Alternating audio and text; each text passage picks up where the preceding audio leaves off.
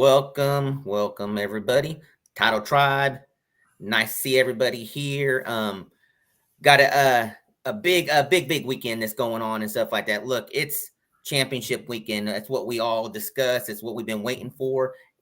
Then we got to wait for 2 weeks to get Super Bowl, but we got a lot of stuff going on this week and everything. So, um, I am Frito Bandito. Look, this is a Toilets of Titles production.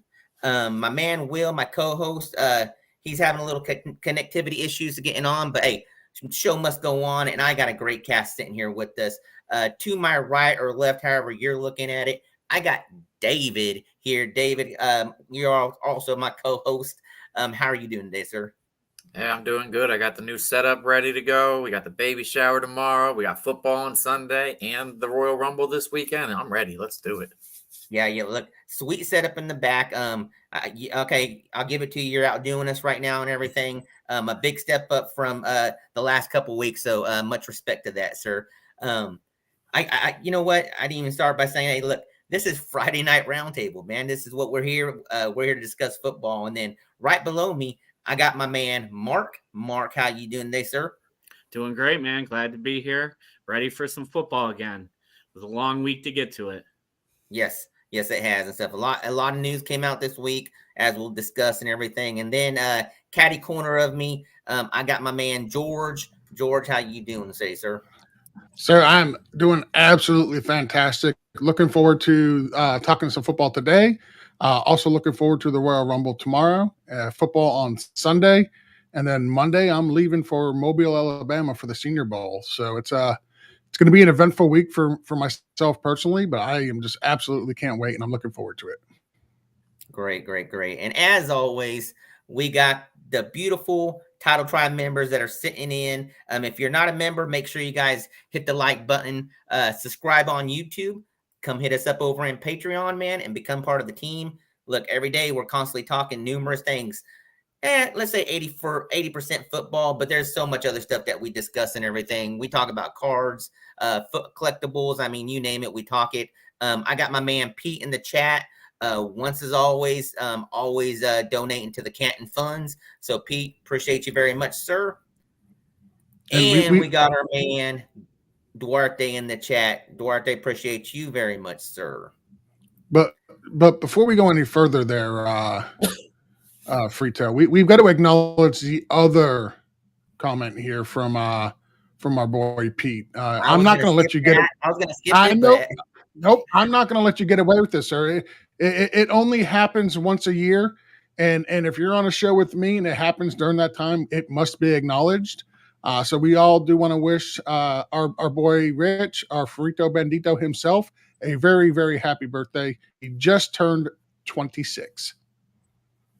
Yeah. Woo, baby, that's what I'm talking about.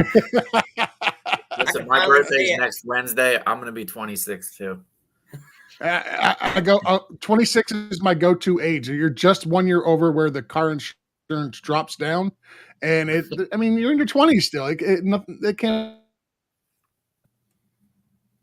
Yeah, well, maybe I can pass for 26, so I'm gonna go with that, George. I appreciate you very much. So, hey guys, look, we got a lot going on and stuff like that. Look, we have our Toilets of Titles playoff challenge going. We got two of them going. We have one where you're doing your players and everything, and then we also got one that Mark got set up for us where you pick points on the teams as they advance. You get those points, and they start adding up and everything. Before we jump into the T2T playoff league and stuff like that, let's start out with Mark's creation that he created for us and everything. Mark, how are you doing in that? And kind of explain that again. Yeah, so the Pick'em League, what that is you take every team in the playoffs, you give them a number 1 through 14, and every time they win, you get the points that you assign that team. It's pretty close up top. Your son Keegan is out to a commanding lead right now. He's got 94 points in first. Second place is down at 88, and that's Drew. I'm in third place with 86, and then we have Dylan also with 86, who's wicked in the Gilded Chat, and then Carla is right down below in 84. like we were talking about before the show, I think your son's got a pretty good chance of pulling this out just because the way he's got his numbers lined up. He's got the Ravens at 13. He's got Detroit at 11, Kansas City at 9, and San Francisco at 14. So regardless of winners, he's adding some significant scores to his total. Yeah, when we found out last week after you posted that, I started doing the math, and I was sitting there thinking about it, and I asked him, I go, who'd you pick to go to the and he goes, well, 49ers and Ravens. I'm like, damn it, that cut me out of it because he has the same picks as I did going into it. So yeah, I'm a little bit farther down and everything, but look, it is what it is. He's excited. Hopefully he pulls it out. I think his only threat is if Kansas City makes it to the Super Bowl and stuff like that. That's where he has a chance of getting knocked out. So, gotcha. Yep. All right. So now, as far as the T2T playoff challenge and everything, I'm going to go over the top 10 for anybody that's watching that's in it. We have franchise 29. I was looking at matter of fact, I didn't have pulled up. It's I can't remember the gentleman's name. He goes by Alaska something. I can't remember what it was, but he's currently sitting at number 1, 466. I'm not going to toot my own horn a little bit, but maybe. Fredo Bandito is sitting at number 2. I have 431 points. We have Christian MC at third with 430 points. We got a gentleman at Ohio No, something like that, at 428. And we got you got it pulled up. There you go. I appreciate that. And then we got the man. I don't know how to pronounce this, but Ryan Breitbach Lorelas. That's a tough name to say right there. And then we got our man Justin Jigsaw Redemption sitting there. We got Fantasy Goo Right, Big Dogs. We got Coach sitting up in there, and we got Steamin' Beamin'. I see David, you're sitting there at, I want to say 11th, and Matt, you're sitting there at 14. Any strategies that you guys are utilizing that you guys might want to speak a little bit about going into this weekend into next? David? Yeah, so my only problem area this week, we were talking about a little bit before the show, is wide receiver. And I'm just kind of going with a YOLO mentality. A lot of the wide receivers I still have left available are in the San Fran Detroit game. Obviously, one of those teams is going to win and go to the Super Bowl. I can't honestly pick that game. I like both teams. I think both teams could win that and go to the Super Bowl. So I'm just using Amon-Ra and Brandon Ayuk while I can, because I don't know which one's going to be available next week to use. So smashing them this week and hope they, go off in an offensive explosion. All right. And with that, go ahead and give me your position that you are saying is a slam dunk for this week in this playoff challenge. So I went wide receiver. Can't remember who else did wide receiver. They took mine. So I went with Amon-Ra St. Brown. Like I said, those two are the slam dunks as far as wide receivers and across all four teams this week. So. All right. Mark, your strategy on how you're doing and who are you picking at for the play of the week? So one of the things I'm looking at is with the Super Bowl coming up, you got to make sure you have your players available. So my decision at quarterback is pretty much made for me because I used Lamar last week. So that leaves me with Mahomes, Purdy, and Goff. And I need to guarantee myself that I have a quarterback for the Super Bowl. So I'm running with Mahomes this week to make sure whoever wins in the NFC, I have for the Super Bowl. As far as my play of the week, I went running back. I'm going with Jamar Gibbs. I saw Will. He went with the other guy I was looking at. So he was the second best running back, I thought, for the week. All right. And George, I know you weren't able to get in this year and stuff like that, but who are you picking as the lock of the week for one and done T2T playoff challenge? So it's the same wide receiver that I picked for earlier. It's going to be Brandon Ayuk. Even if Deebo Samuel does play, which I expect him to, man, I think Brandon Ayuk's in line for a huge game. He's been absolutely phenomenal this year. He's going up against the Lions. The Lions play man coverage 30 way above league average. and Brandon Ayuk absolutely crushes man coverage. And that Lions secondary is probably one of the weakest, if not the weakest spot on their entire defense. So I think Brock Purdy's going to have a huge game, but as far as a wide receiver goes, man, I think Brandon Ayuk is an absolute smash this week. Yeah, no, 100%. I look, as far as strategy going in, everybody, I kind of want to think everybody has the same concept, but it just depends on what division you're going to go with as far as picking players moving up in every week and everything. QB wise, look, me and Matt were talking about it earlier and stuff like that. Based off some of the position QBs we've already picked, he might not have the best matchup and everything, but it's a position that we like. I know I do, and I know Mark's kind of in the same boat and everything. Man, you guys are just gonna let this go. Happy birthday. I appreciate you, man. But look, Patrick Mahomes probably has the worst matchup, but I'm gonna have to use him so I can make sure I have a QB in next week and everything, because I did use Lamar Jackson last week. So I didn't touch any of my QBs in the North, in the NFC. So I have Brock Purdy and Golf. So whoever wins, I got them. But if I had to break it down on who's going to have the best matchup this week, you got to look at Brock Purdy and stuff like that. If you're able to use him this week as an NFC QB, and say, for example, you do have the option of Mahomes and Lamar Jackson to pick from next week, Brock Purdy is going to have the best matchup, as far as this is going to be a higher scoring game between the two games, I believe. So Brock Purdy is the QB you would like to have this week if you have the option to not have to use him in the Super Bowl. So that would be my pick for the week. All right, guys, go ahead. I'm in a similar situation with tight ends. I've used Kittle, so I'm not forced into Laporta, but it's just smarter to play Laporta this week, not knowing if they're going to win, and then have my choice of the AFC tight ends next week. But I'm glad you said what you said about Brock, because I do have all the quarterbacks available this week. So that's who I'm going to plug in, I guess. Yeah. All right. So before we jump into NFL news, I do want to say, hey, look, when you get an opportunity, jump over to toiletstitles.com. Look, we got videos, articles, we got NFL and fantasy content. We just dropped and released dynasty rankings that we're doing. David and Mark, are you guys both doing those? Are you guys both working on those? So David's doing the rankings. I'm putting the Excel sheet together, and I'm compiling all their rankings and putting a consensus together. So what you're seeing on the site is the average of all those guys putting their rankings out. So with that, guys, look, we do got dynasty rankings up, so make sure you guys take advantage. David, any shockers in there? Yeah, all of mine. Specifically my quarterbacks. I'm new to Dynasty. I'm going to say that first and foremost. Dynasty is new to me.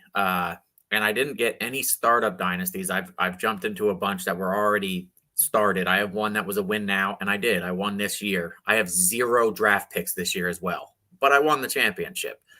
The other ones, I have 4, 3, several first rounders in every one of them, because they were projects. And so I sold the few pieces I had for the future, and let's see what we do.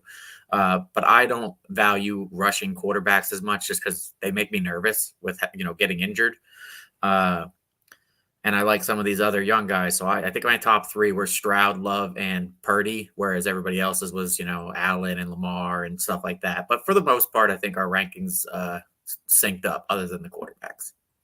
Well, this is a time of year where you start deep diving as you're going out of the Super Bowl into the season, off season and everything. Look, there's going to be tons of information coming down. As George mentioned, Senior Bowl. Look, there's going to be some players coming out of here that are going to freaking shoot out the roof with some of their performances. I remember last year, look, we were on Tyjae Spears last year and stuff like that, but he made his stock go up even higher just from the Senior Bowl. Correct, George? Oh yeah, absolutely. Toilet Titles was one of the first podcasts talking about Tyjae Spears and about how good the potential he had coming into this year. And when you watched him at the Senior Bowl last year, like regardless of position, you could tell he was just the absolute best player on the field. And it was not remotely close. Anytime that he touched the ball, it was just like, ooh, whoa. Did he just do that? Like, I mean, he was just head and shoulders above everybody else. It was not even remotely close. And then another guy that really showed out during the Senior Bowl was Tank Dell. And that's another one that we were promoting all off season. It got to the point at the Senior Bowl where Tank Dell, what they would do is they would line up for one-on-one drills, and nobody wanted to be across, like none of the DBs wanted to be across from Tank Dell. And it finally got to the point where he was like, hey, is anybody going to line up against me? Come on, come and get this smoke. That's what we're here for.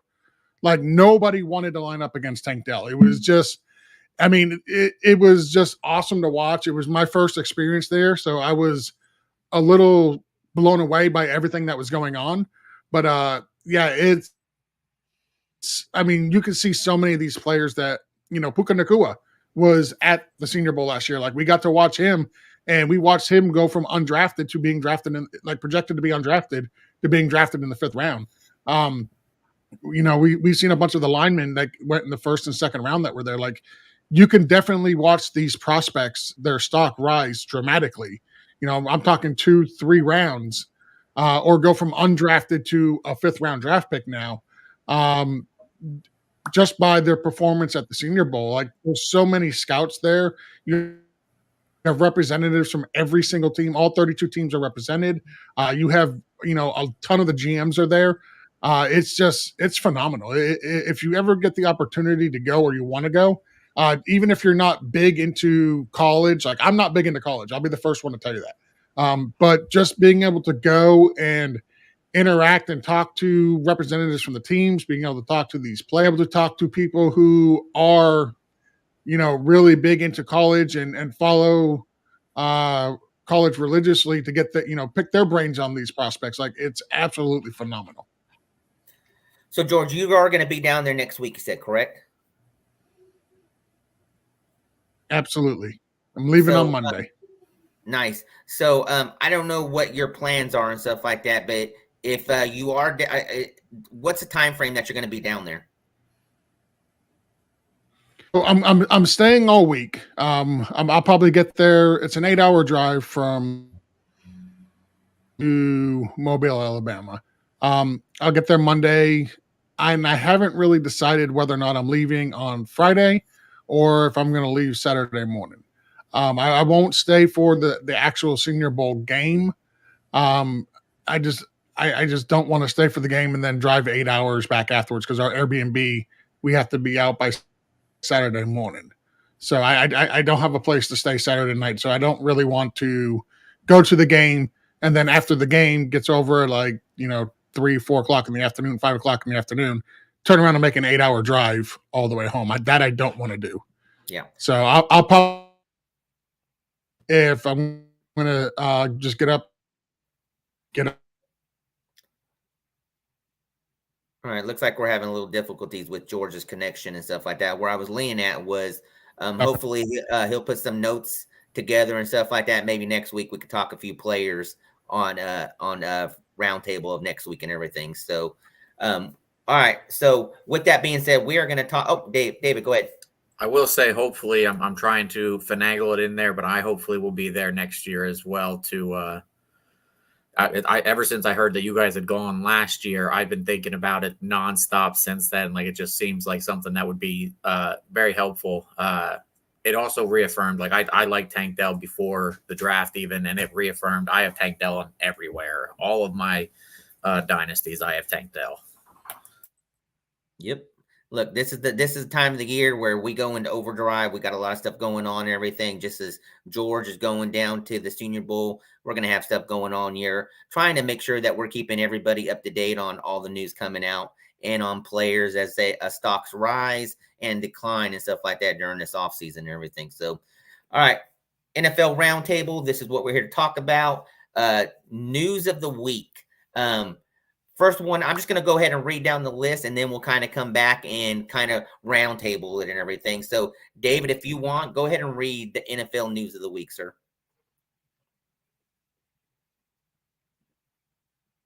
You're on mute, sir. I said I have lost the notes. Give me a moment. Oh, no worries. I can jump there in. they are. There you go. I don't know why they're in a different window. All right, so the Panthers hired Dave Canales as their new head coach. We need to know about the impact for Bryce Young, and does this affect Baker Mayfield after his great year? Raheem Morris is the new head coach for the Falcons. Brian Callahan is the new Titans head coach. Jim Harbaugh signed with the Chargers.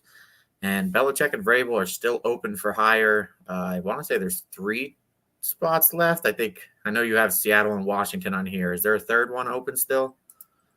I don't believe so. I think those are the 2 last positions that we're looking with the all the signings that did happen this week and everything. So with that being said, look, Dave Canales, a big part with Baker Mayfield and that Tampa Bay Buccaneers on how good they had a season and stuff like that.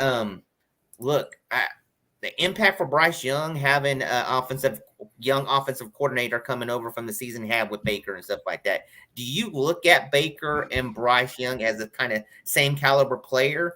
And is this the right person for to help the Panthers and Bryce Young, George?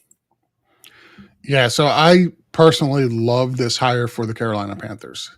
And here's why. Like Dave Canales, if you look at the quarterbacks that he's been able to coach up, it started back in Seattle with Russell Wilson, and we've seen what happened to Russell Wilson when he got out from under Dave Canales and was over in Denver.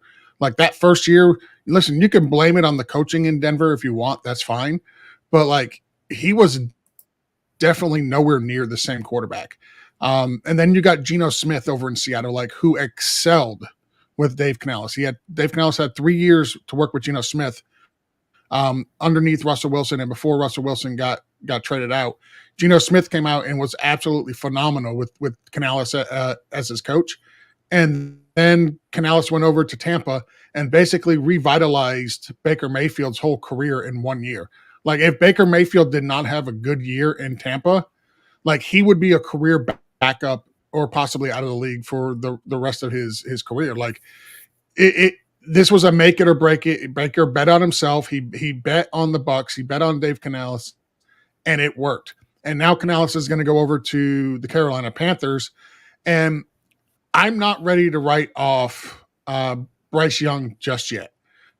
You look at that Panthers team, like their offense was like Bryce Young was bad, but so was the offense. Like he had literally no skill position weapons at all. Miles Sanders was an absolute atrocious running back. Chuba Hubbard was just a guy who couldn't get out of his own way half the time. And then they're running out the corpse of Adam Thielen as their wide receiver 1, who everybody in the fantasy community completely wrote off at the beginning of the year. And Bryce Young was actually able to make him a fantasy relevant wide receiver for most of the year. So, and I can't name any of, like they had Jonathan Mingo, and, you know, I can't name any other real weapons that they had on that Carolina team. Now, it doesn't help that they don't have a first round pick this year. That's going to hurt. That's going to hurt a lot. But I think, you know, they're going to give Canales a little bit of a leash. They have an early second round pick. They have I think they're like $43 million underneath the salary cap. So they've got, you know, the 12th most available cap space going into this year. It's a great wide receiver free agency class as long as some of these guys actually do hit the market. So there's some potential out there to improve that offense. And I think Canales coming over is going to do wonders for the quarterback position and that team in general. Yeah, they're definitely going to have to do some work in free agency with not having that first round pick. David, your thoughts on the situation for Bryce Young and Baker Mayfield too? I think Baker will be just fine. I thought Baker was given an unfair shake in Cleveland. Then he came over and he did what he did for the Rams. I thought everybody that year for the Panthers was just horrendous. I was never worried about Baker. Canales being there, that helped, I'm sure, and it's going to help Bryce Young as well. But nothing's going to help Bryce Young until they can keep him upright behind that offensive line. and get him some weapons. I think if at either of I think the top couple of wide receivers available could be T. Higgins and Michael Pittman. Go get one of them. You guys have the money for it. Get this man an athlete to throw to. But that line is going to be the number one thing, in my opinion.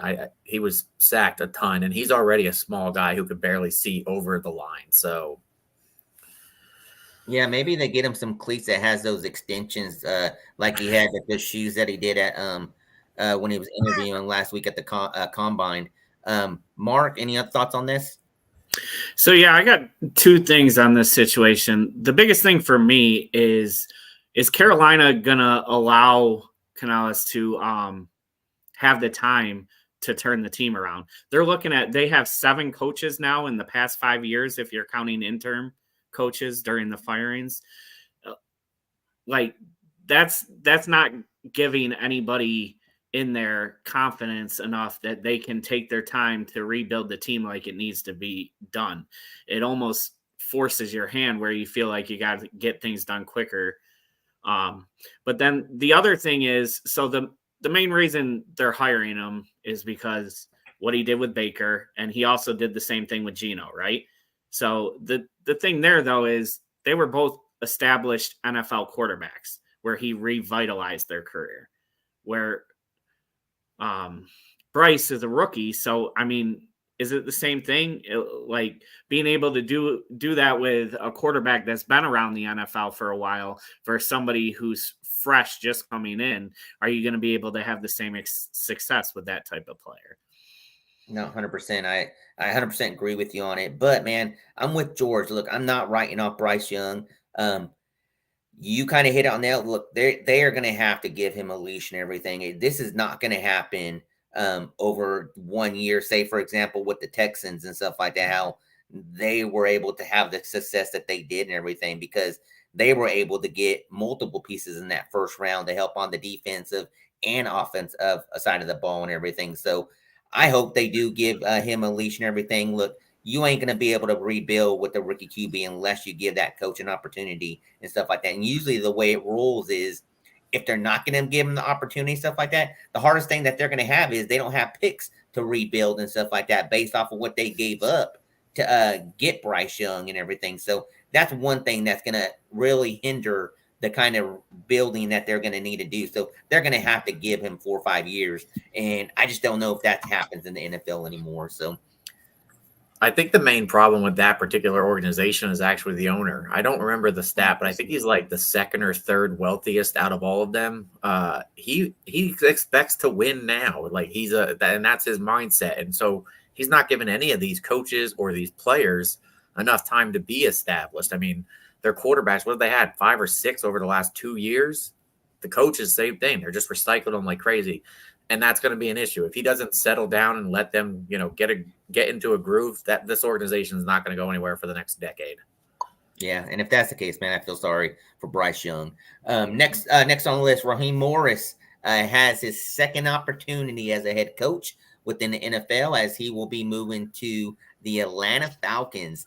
I don't think this is probably the best setup for a head coach to come in to take over a team based off the skill positions that they had this past 2 years. Now, obviously, QB is the big part of this whole piece of puzzle. Mark, where do you think the Falcons roll with Raheem Morris? He's being a Rams fan. I mean, I can tell you he's a player's coach. Players love playing for him. You hit it right on the nail. Like, they don't have a quarterback. Desmond Ridder, I don't think is it. Morris is a defensive coach, so I don't know if he's going to bring anything we haven't seen out of Ridder yet. That's going to be the big question. Are they going to go out and get a free agent? Could they bring in like Kirk Cousins or somebody, or are they going to try to roll with what they have? I think it's going to be a lot of the same thing if we're rolling out the same quarterback. David? I hope to disagree. Like I said, I'm a Michigan fan, but now that I live here in Cincinnati, I cheer for the Bearcats. So that's the only thing in Cincinnati other than the soccer team that I cheer for. And I liked Ritter. I did, and I still do. I just feel like with the coach and the way he had it set up, I mean, he didn't put anybody in a position for success. My hope is that they bring in somebody not to take over for Ritter, but to push him, a veteran still, but to push him for the job. But unleash him a little bit, let him actually play, because this offense was so stilted all year because of the play calling of the coach. So I hope they let him go in there and actually play some football and have a chance to show what he can do. Yeah, George, Atlanta, I don't think, if I'm correct, their pick is number 19. So they don't got an opportunity to move up unless they give up a big haul and everything and stuff like that. Where do you think the route that they go? So knowing Raheem Morris, knowing the Falcons are probably out on some of the top quarterbacks. Listen, there's a chance they draft a quarterback in the first round.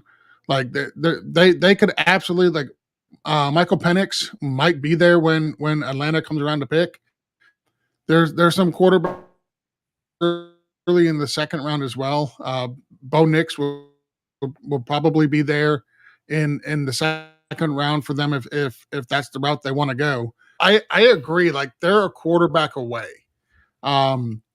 They hopefully the offense will be a lot more, let's say, predictable. And what I mean by predictable is using the guys that you spent high draft picks on, using them and making them the focal point of your offense for the Falcons.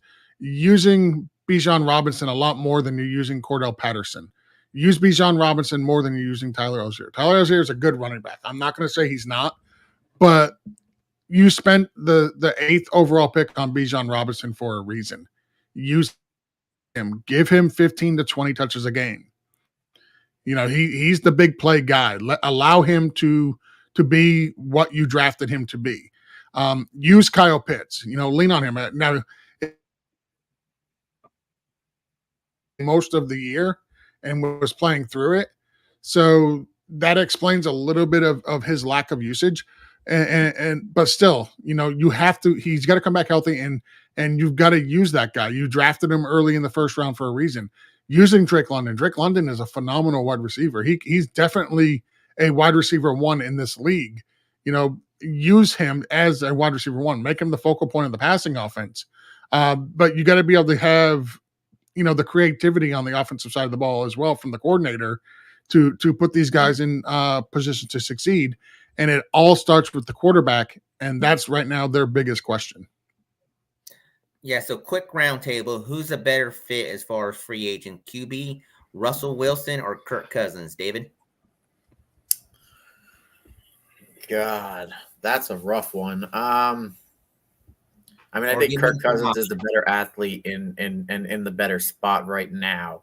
And then it has a better mindset going into this than Russell Wilson does. I'm not sold that Russell Wilson is washed like a lot of people are, but I think Kirk Cousins has the leg up right now. The injury kind of puts it back to even, though, for me. But I'd go for Kirk Cousins if I had to go for either one. George?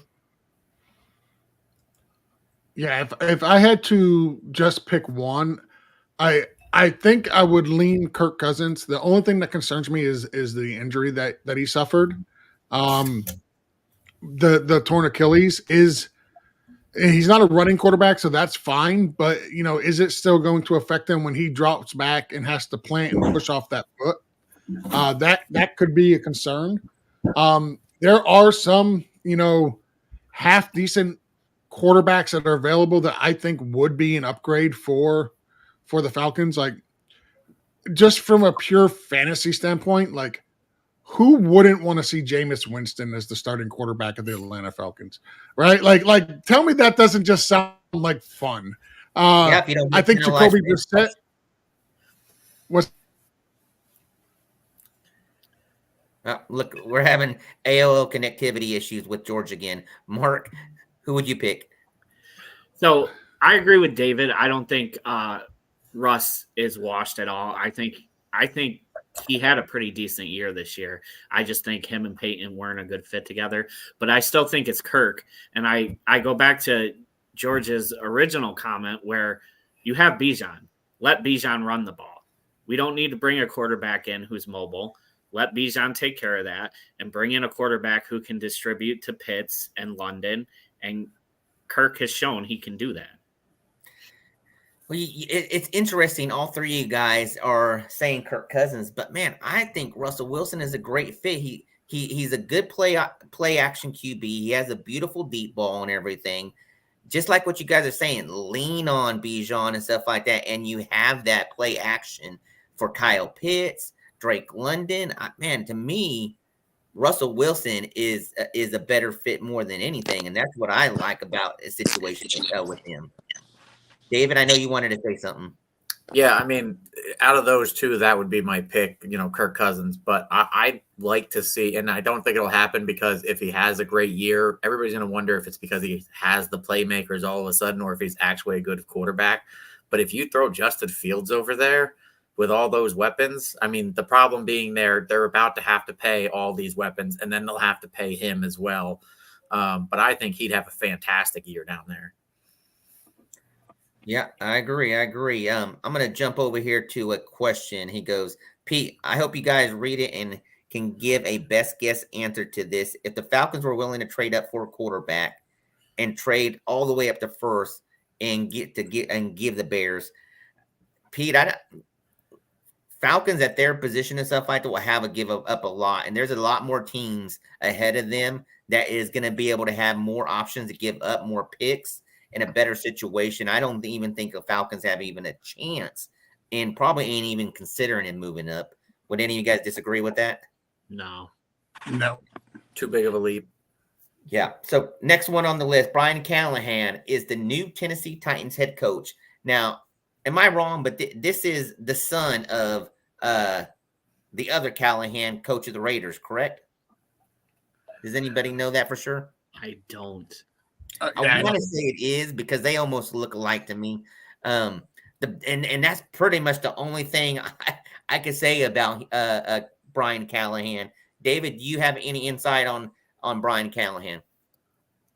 No, other than, it kind of amuses me that they went and got a guy who wasn't even calling the plays.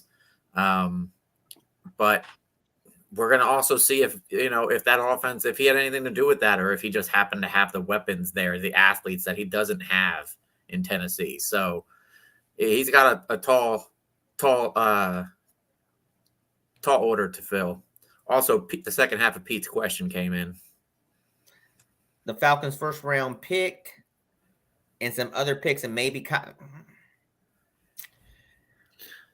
there's a lot to this to unpack and everything.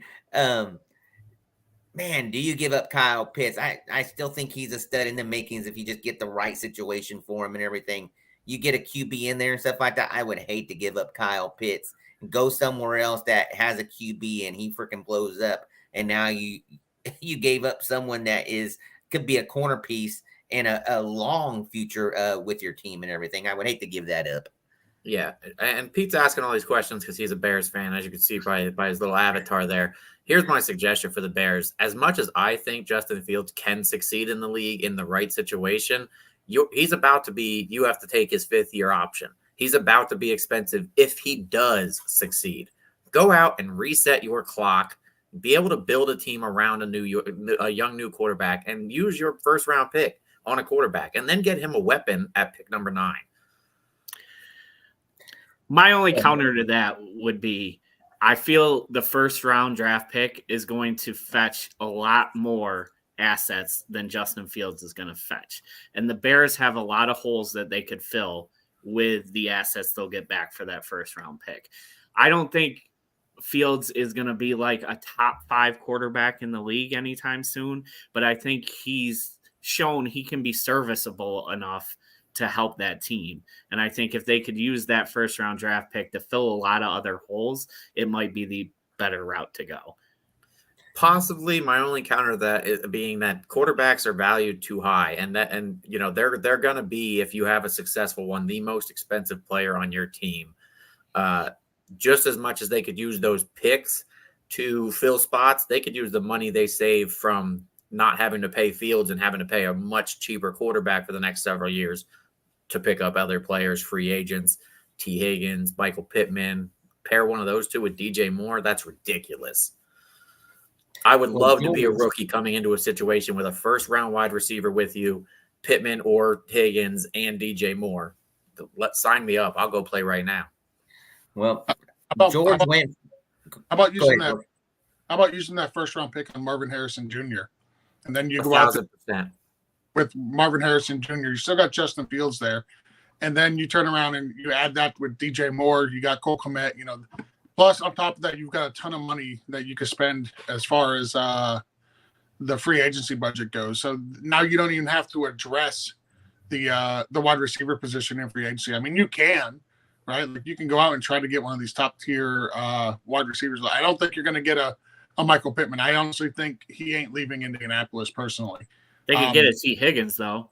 T. Higgins, DJ Moore, be a good one too. But here's the thing though, like. Would Higgins sign with Chicago after they drafted Marvin Harrison Jr.? They got DJ Moore with Justin Fields as quarterback. I don't think he would do that. No, not if they take Harrison. I was saying if you didn't go the Harrison route, yeah. Oh yeah, for sure. Listen, I'm still a believer in Justin Fields. I don't think that he's as bad as a quarterback as we want to make him out to be. The first couple of years, he really hasn't had a whole lot. I'm not a huge DJ Moore guy. I don't think DJ Moore is a true wide receiver one. I've never been a DJ Moore guy when he was in Carolina. I thought he was overrated. When he went to Chicago, I thought he was overrated there. I don't believe he's a phenomenal wide receiver one for a team. You put him at a wide receiver 2, yeah, all day long. I think that's where he would excel, where he doesn't have to have that cornerback 1 coverage game in, game out. I think that's where he would actually truly excel, where somebody that can take the double coverage off of him. But we're spending way too much time talking about the Chicago Bears, by the way. Well, I was going to say we are. We are and stuff like that, and we're already 40 minutes in. So we're going to end quickly with the news with Jim Harbaugh signing with the Chargers. Look, he went out on top with Michigan, winning national championship. I think everybody knew eventually he'd be back in the NFL, and this is probably the right time for him to leave with everything that's happened the past couple of years and him winning the national championship and everything. He signs with the Chargers, new head coach. David, do you like this move for him? I like this move all around for everybody involved. I'm not worried about Michigan. As a Michigan fan, if they're smart, they're going to bring up Sharon Moore and put him as the head coach. Already did. Did they? I didn't know if it was official yet. I saw that it was, that's who they were looking at. So even better. My interest is in what's he going to do with Herbert, because he has no real interaction with Herbert, and he's kind of not the kind of quarterback that he's used to coaching. So it'll be interesting to see what he does with Herbert. But I mean, bring it on. I love them at Michigan, and I'm sure I'm going to love him. Hopefully he can knock off the Chiefs. Mark. Yeah, I love it. I feel like this was the worst kept secret ever since Michigan won the national championship. I was saying right after the championship, there's no way he's staying at Michigan. He's going to the NFL, and does not the Chargers make more sense than anything in the world? Like, you have one of the top quarterbacks in the league. It may not be what he's used to with having a little bit more mobile. Herbert can be a mobile quarterback at times. I just think, yeah, I don't know. I think it's a great move for the Chargers. It's a great move for Harbaugh. Winners all around. George. So I like the hire for the Chargers. The problem I have with it is they're still in the division with Kansas City. So and Patrick Mahomes. So to me, it reminds me of playing in the AFC East when you had Tom Brady in the AFC East. Like, everybody was literally playing for second place. And I feel like that is going to be the same thing for the Chargers, no matter who the coach was. They're going to be playing for second place just because it's Andy Reid, it's Patrick Mahomes. The model of consistency. They're the champs until they're not. So everybody else in that division is playing for second place. The issue I think that the Chargers are also going to run into is right now they've got minus $44 million in cap space. Like they're way over the cap. They're going to have to start letting some of these high-priced players go. And it's not good when two of your outside linebackers / ends are taking up, almost over they are taking up over $70 million in dead cap in the cap hit this year. And then you got Keenan Allen, who's got a $34 million cap hit, and Mike Williams, who's got a $32 million cap hit. Like those four players right there alone is almost $120 million in cap space. They're going to have to let some of these guys go. So they're going to have to cut them and clean house in Los Angeles. Now they have the key piece locked up, which is Justin Herbert. They've got him locked up. He ain't going anywhere anytime soon. That piece alone makes this job very attractive. And I think ultimately Harbaugh will succeed there. But man, as far as the short term goes, there's a lot of money floating around to some players who probably don't deserve at this point in their careers the contracts that they have are currently tied to. They're going to have to go out and clean some house there and get that cap in space and be able to bring in some talented players who are not only talented but worth the money that they're paying them. Yeah, I think where they're going to have to start is they're going to have to cut weight on the defensive side. I might be the only one that will be on this, but look, to me, Keenan Allen is paid to his contract. Yeah, he's on the back end, but he still produces when he's in there and everything. Now, the defense is where they haven't stepped up and played to the contracts they have with Bosa and Mack, if you're talking about on the other end and everything. Yep. Now, with Temper going over to Las Vegas, maybe this is a reunion on one way that they're going to clear some of that space and ship him back over to Las Vegas Raiders and everything. Good possibility with everything, with that situation and everything. So defense is where they're going to have to start. And we'll see what they end up doing. They do got young receivers where they can, they don't like Quentin Williams. Look, maybe he steps up and maybe they trade Mike Williams away or try to figure a way to reset him. So David, you meant Quentin Johnston? Yeah. Quentin Johnson. There you have to be real confused. You mix the two receivers together. Yeah, I think Mike Williams is another problem. You can't be paying somebody that much who against the cap who can't stay on the field. He's a great receiver when he's there. But my only other fit that I liked better was actually Atlanta. I think that, especially for familiarity purposes, if he went to Atlanta and say drafted J.J. McCarthy at that number 19 spot and stuck him in there with all those weapons, with his familiarity with the quarterback, he'd be able to take that division with how weak that division is year one. So I seen a meme, and I know it'll never happen. If it does, I'll eat my belt. But the meme was Jim Harbaugh comes in, he drafts J.J. McCarthy for the Chargers, and then turns around and trades Justin Herbert. I saw that too. I think what could be more likely is them not re-signing Eckler and Corum finding his way. Yeah, well, they're definitely not signing Eckler back. I could guarantee you that. Now, so I'm looking at their cap space right now. So here's the guys who have the biggest cap hit, and I'll also give you their dead cap hit as well. So right now, the highest paid player on that, Khalil Mack, he's making $38.5 million this year. His cap hit is his dead cap hit is $15.2 million. Joey Bosa is second highest at $36.6 million. I don't see them getting rid of Joey Bosa. His dead cap hit is $22.2 million. Keenan Allen is cap hit of $34.7 million this year with a dead cap hit of $11.6. So I could see them actually, if they go in and actually clean house, I can see Keenan Allen going. You're saving over $20 million. Mike Williams has a ridiculous contract. He's in the final year of it, but he's making $32.4 million. His dead cap hit is $12.4. So there's another $20 million in savings. Another one, personally, I think it's a ridiculous contract. I don't think that the player is a very bad player. I think he's very good.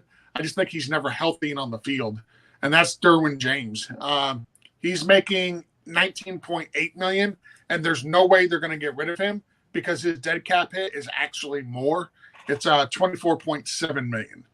So they lose money if they try to cut or trade him as far as dead cap goes. So those are their top 5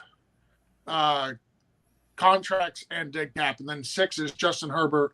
And we already know, unless something really, really stupid happens, they're not getting rid of him. He's got a dead cap of $129.5 million. He just signed a mega contract after his rookie contract. He's not going anywhere.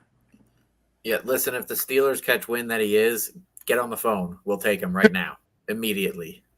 There's probably 22 teams, anywhere between 22 and 25 teams that would immediately be on the phone if they found out that Justin Herbert was available. Yeah. Yeah, I also I don't see Harbaugh going to sign up anywhere where they're just going to completely rebuild, like blow everything up and rebuild. It's got to be a win now or win soon opportunity. I can see Keenan Allen getting cut. Cut or traded.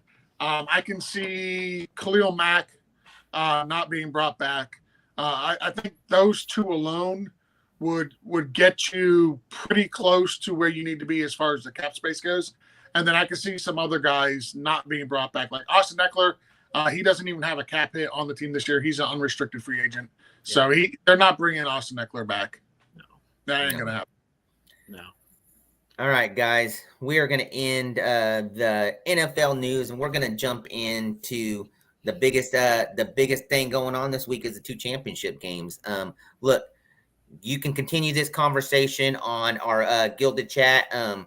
Look, just hit us up at tollisthetitles@gmail.com if you're interested. Look, we constantly are talking, and these are the conversations that are going back and forth every day in our Gilded Chat. We have our own Patreon channel within there where we give a little bit extras to everybody. We give out rewards and everything. We got a lot of stuff going on. So make sure if you guys have the opportunity, make sure you hit us up, shoot us an email. We'll get you guys in. And look, there's tons of stuff going on in there. So let's go ahead and jump into the first game this weekend. We have championship weekend. We have the Kansas City Chiefs at the Baltimore Ravens. The Ravens are -4. Money line, Chiefs +70, Baltimore -200. The over and under is 44. Mark Andrews is expected to be back after coming off IR. Pacheco's dealing with the toe injury. Mark, let's start off with you, man. How do you think this game goes, and any keys to either side of the team? I'm excited for this game. I think this is going to be a great game. I think back to George's point a while ago, like the Chiefs are the champs until they're not, right? Like how many people had them dead towards the end of the season? No chance they go to the Super Bowl. They're done, gone. Now they're back in the AFC Championship. What, 5 years in a row? Is it? Is that right? 6 years in a row. Yeah. I mean, I think it's going to be a great game. I think Kansas City's defense is good enough to put some pressure on Lamar. And I think it's going to come down to, does Lamar win the game for Baltimore or does he not? David. I think as far as that goes with Lamar, if they can contain him, and that's going to be getting pressure on him isn't going to matter if they can't contain him. And that's one of the problems that a lot of teams have with him. The dude is just slippery and he's explosive. He doesn't do it the way Josh Allen does, where he plows you over. He just straight outruns you. If they can contain him, I think the Chiefs have a great shot. I think their offenses, besides the quarterbacks, which are polar opposites, are very similar. And I think they both have 2 of the top 3 defenses in the NFL. That being said, as much as I hate to say go Chiefs because I don't want them to go again, I'm getting sick of them. It's feeling like how it was with New England year after year after year. I hate the Ravens as a Steelers fan with a passion, so let's go Chiefs.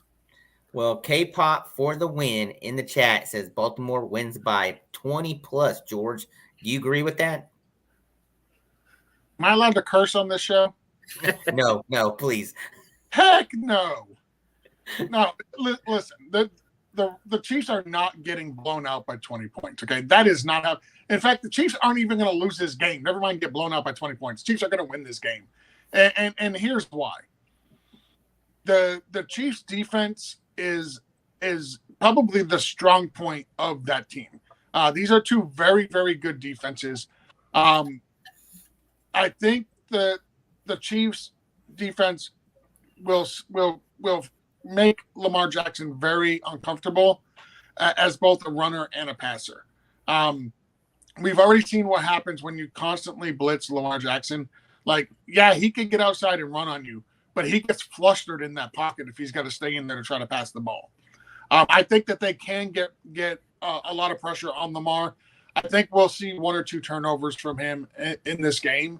Kansas City rushing attack has been playing lights out. Like right now, who wants to go out there and tackle Isaiah Pacheco the way that he runs? Like that dude runs like a freaking somebody shot him out of a cannon. He's not going to juke you. He's not going to try to put a spin move about you.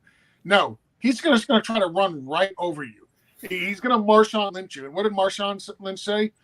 You run and hit a mother effer in the face over and over and over and over and over and over and over and over again.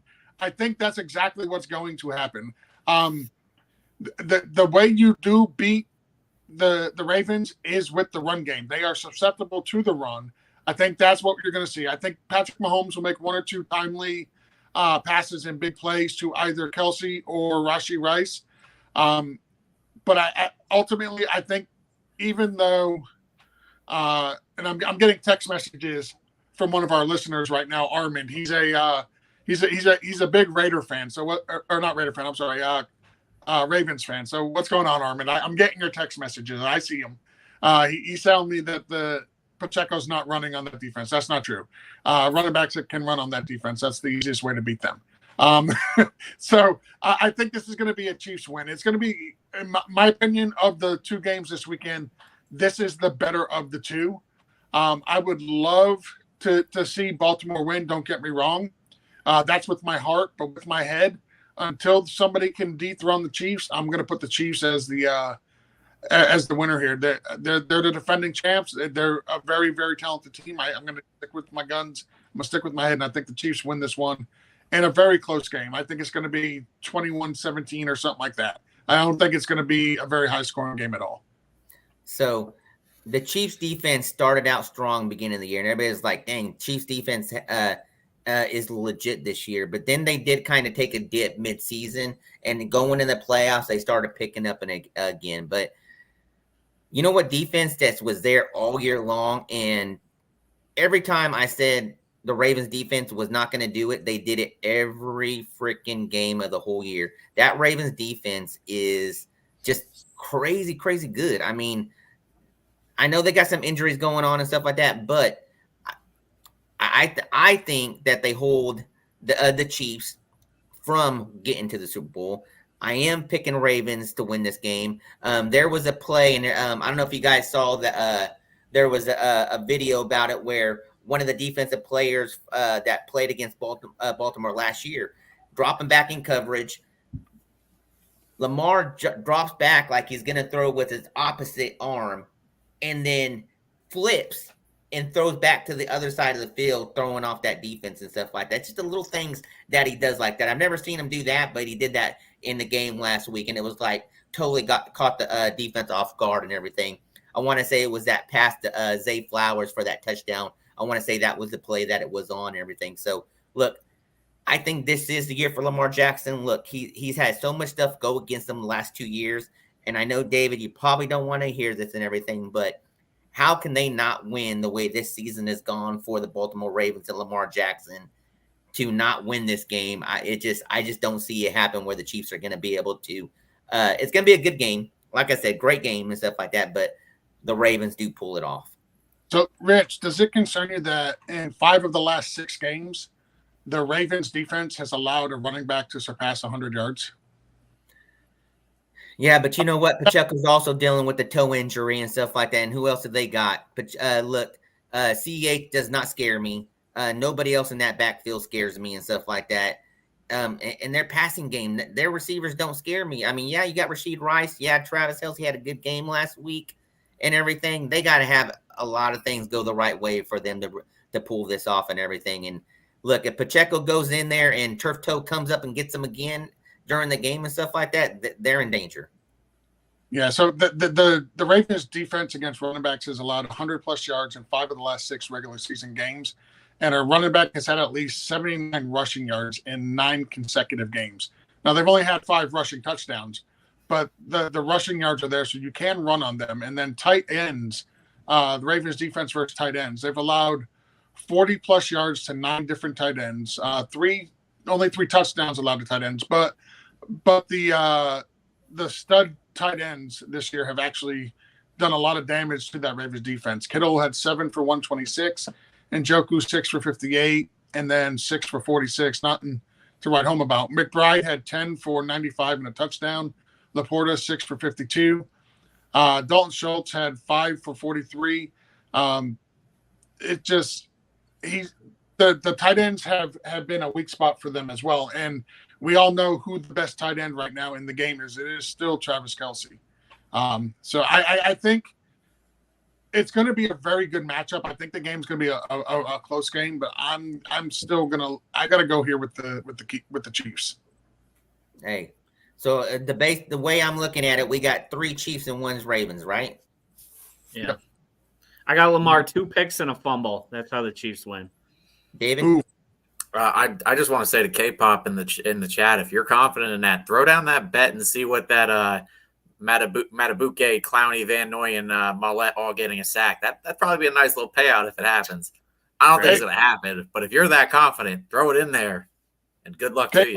So confident, reach out to Keishawn Butte, see if he'll take that bet up against you. Another thing that we could have talked about this week, there's so much stuff going on. But look, Lamar Jackson, Mahomes, I think Lamar is going to outperform Patrick Mahomes. Look, this is the perfect time. Join rivals.com at Titles Tribe. Look, this is where you have the opportunity to put your money where your mouth is and everything. So I think Lamar Jackson is going to outproduce Mahomes. Anybody want to take me up on that? Send it. I'll take it. All right. See, I think that Patrick Mahomes wins the game. I think he performs better in the key moments, but Lamar's rushing ability, I wouldn't do that bet on a fantasy level. But I'd take the Chiefs against the Ravens for sure, or Patrick Mahomes outperforming Lamar for sure. So I'll take the bet. It's $5. I'll take the bet against Rich. I do think on a fantasy perspective that Lamar will actually put up better stats because of his rushing. So I think he will score more fantasy points, but fantasy points don't win you NFL games. So even though I don't feel confident that Mahomes will score more fantasy points, I still think he goes out and wins the game.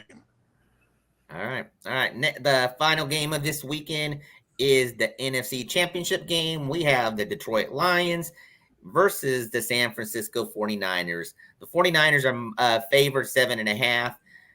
Money line, Detroit plus 270, San Francisco minus 340. The over and under is 51.5.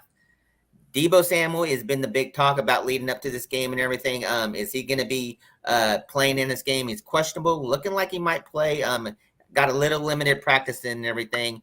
Besides that, 49ers, the rest of the team is healthy. Detroit Lions, look, all their players are healthy. Last time I checked, Laporta's a little bit banged up and everything, but he's going to play. It's going to be a high-scoring game in this one. This is the one where you want to take advantage of players. George, who do you got in this game and keys to the wins? So as far as who I have in this game, I think this is going to be the 49ers. We've seen Jared Goff on the road.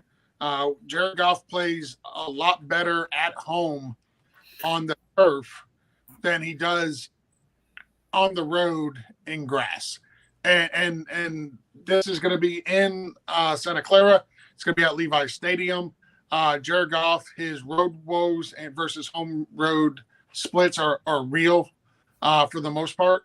I think ultimately this is going to come down to, can the Lions stop Christian McCaffrey and Brandon Ayuk? And I don't think they can. I think Brandon Ayuk is going to have a phenomenal game, whether Deebo plays or not. I think, Brandon Ayuk is just going to absolutely tear this very bad Lions defense apart. And then I think Christian McCaffrey is going to just have a very good game. So the Lions' run defense is very good. They are a very, very good run defense, but they can be beaten in the passing game. And I think you're going to see a lot of screens to Christian McCaffrey this game. I think where he's going to get his bread buttered is going to be in the passing game.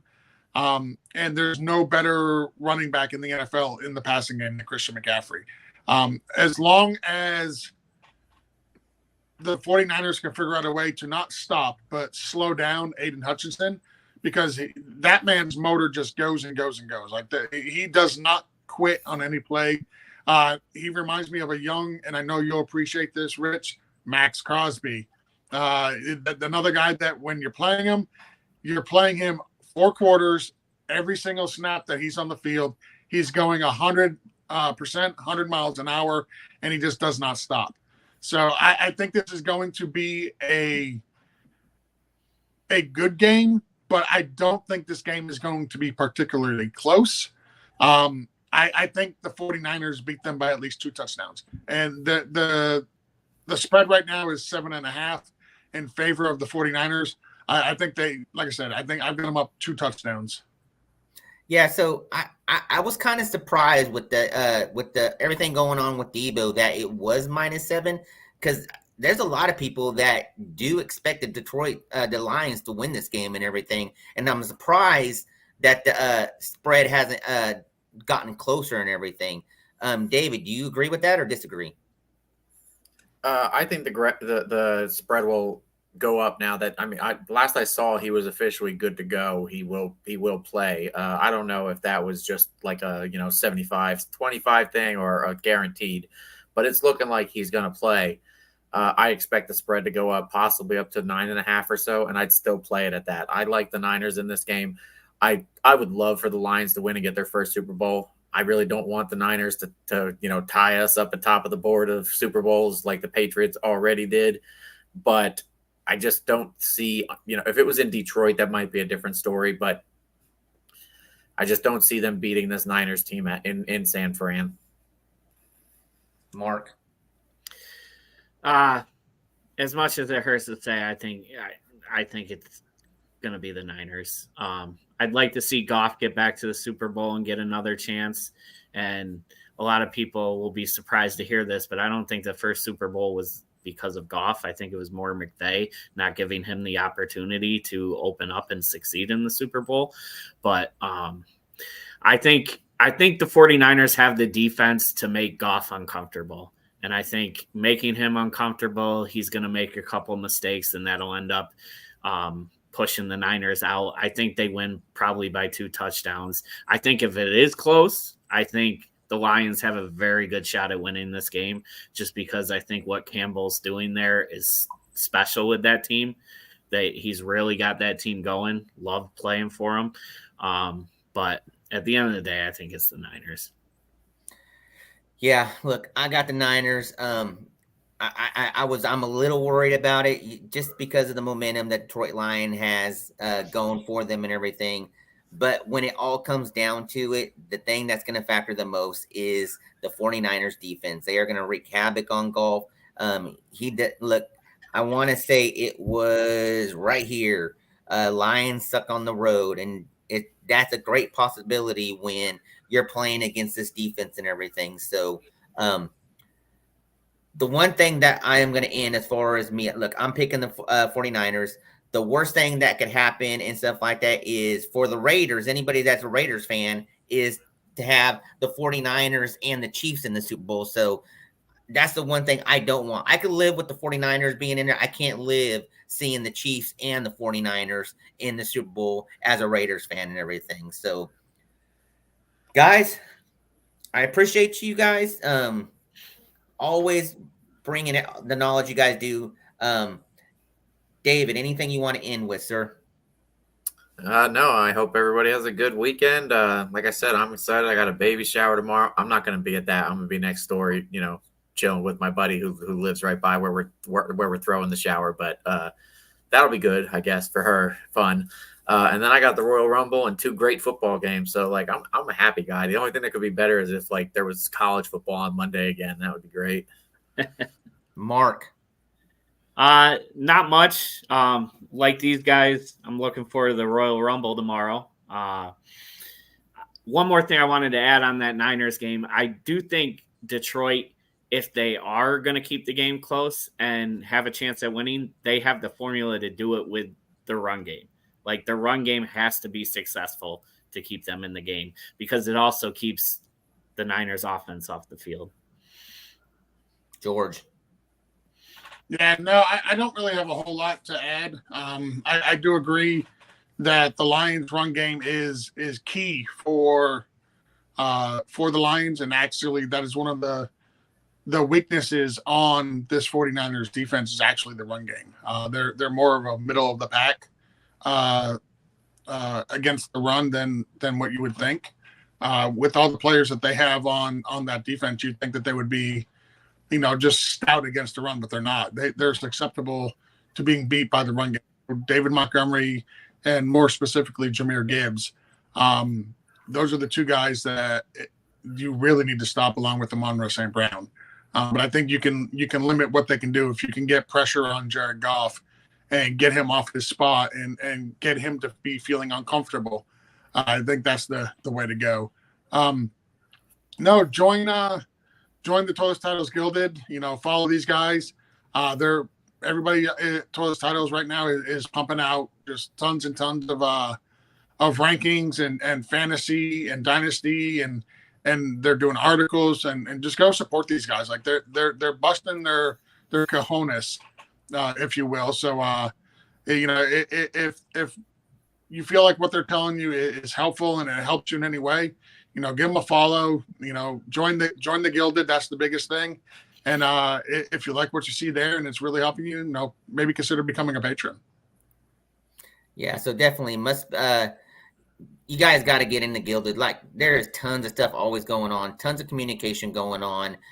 David, I know you do card breaks where you break cards. Go ahead and talk a little bit about that real quick before we end this. Yeah, I mean, I do cards. Occasionally, I'll do memorabilia. As you can see from behind me, most of these I ripped myself at one point or another and bought it off the person who won it because I'm a Steelers fan. But I have, joined a few other people's. But it's just a good time, come in, grab your team, hope for a big hit, or grab one of the teams that, a lot of these rookie quarterbacks, they go for big money if you hit a good card. So, and that's on Facebook under Genesis Card Breaks. All right, guys. And with that, look, we're going to end this show. I'm going to have a good weekend. It's my birthday tomorrow. I'm going out celebrating with my family, my wife and my kids. I've had tons of people wishing me happy birthday, just like you guys and everything. But please hit the like button, subscribe, hit the bell, give us a 5-star Apple review. You could always follow us on Apple Podcasts, YouTube, Podbean, Twitch, and When a Family Breaks on Facebook and Spotify. And always come join us in Gilded, Patreon. Support us to help support you. Hit us up at toiletstitlegmail.com and obviously toiletstitles.com, videos, articles, and NFL fantasy content.